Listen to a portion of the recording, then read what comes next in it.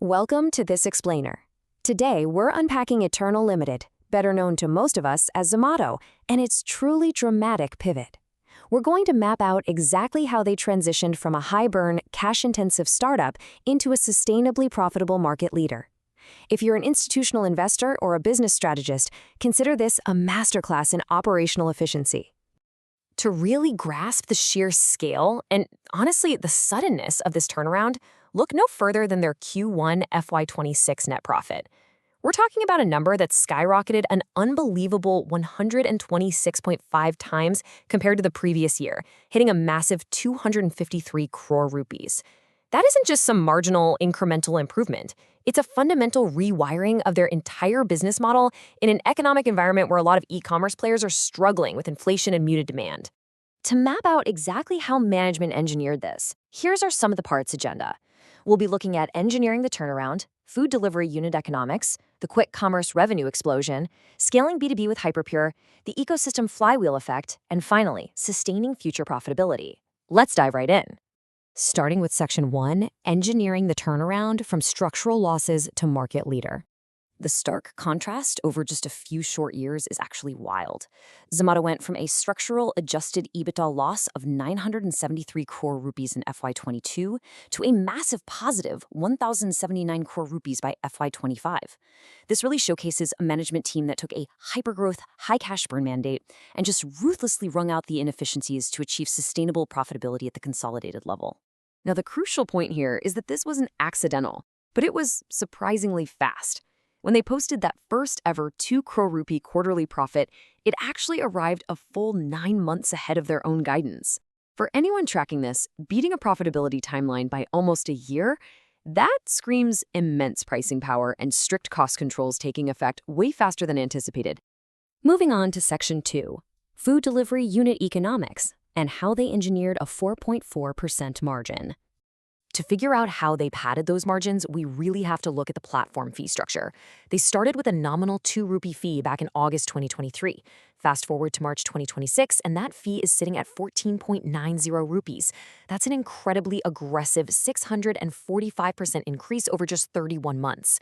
And because this is a flat fee slapped onto every single order, no matter the cart size, it drops as pure margin right to the bottom line, instantly strengthening their unit economics.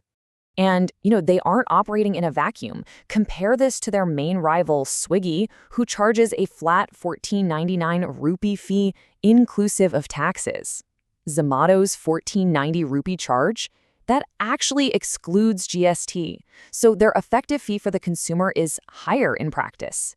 It's a huge flex. It highlights supreme confidence in their market share and a relentless prioritization of pure profitability. But listen, you can't just hike fees without delivering flawless service, right?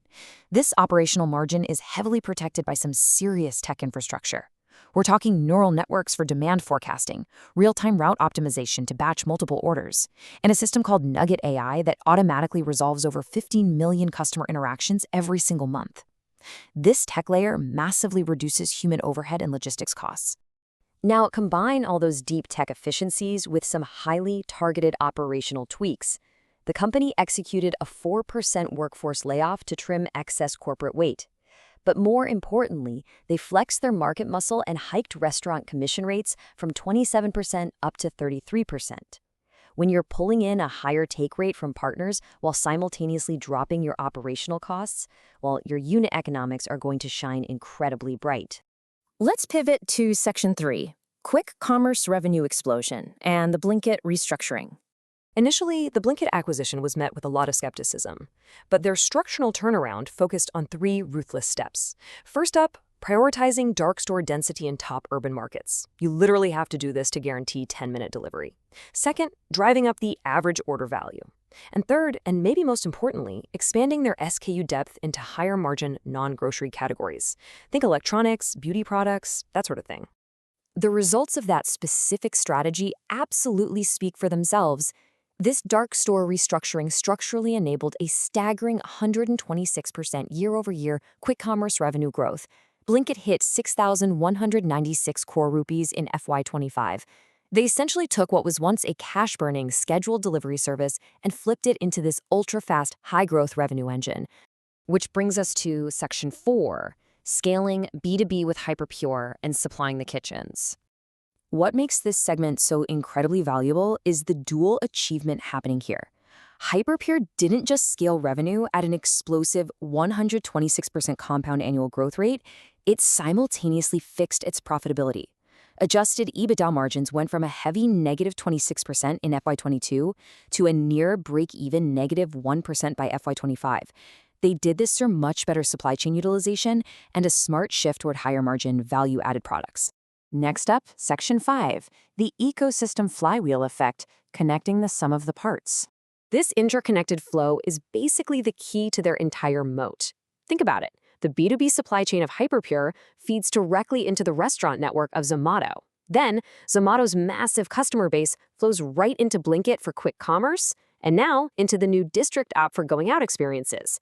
By sharing this giant last-mile delivery network across all these platforms, they drastically lower customer acquisition costs and logistics overhead. And this ecosystem strategy directly translates into top-line value. The combined force of these interconnected platforms fueled an absolute explosion in B2C adjusted revenue. We're talking about rocketing from 5,541 crore rupees in FY22 to over 21,500 crore rupees by FY25. The cross-selling opportunities here are driving massive, massive scale. Driven almost entirely by that flywheel, the overall B2C net order value, which is essentially the total sales across all their consumer platforms, compounded at a phenomenal 50% annual growth rate over that same time period. When your users are ordering dinner, buying groceries, and booking movie tickets all within your walled ecosystem, the compounding effect on total order value is just off the charts. Finally, section 6, sustaining future profitability and the road ahead. Looking forward, the leadership team has laid out a super confident target, maintaining 40% year-over-year revenue growth for at least the next 2 years. To actually pull that off, they're expanding their total addressable market by launching the new District consumer app. This pushes them way beyond just food and groceries. It's a straight play into lifestyle, consolidating dining out, movies, sports ticketing, and live events into one unified platform. So we'll leave you with this final thought. With this aggressive expansion into lifestyle services and a hyper-optimized supply chain, is Zomato's interconnected ecosystem now an impenetrable moat for institutional investors? Or, with well-funded competitors evolving their own rapid delivery networks, is the ultra-fast quick commerce war in India actually just getting started? Thanks for joining us for this explainer, and definitely keep a close eye on those unit economics.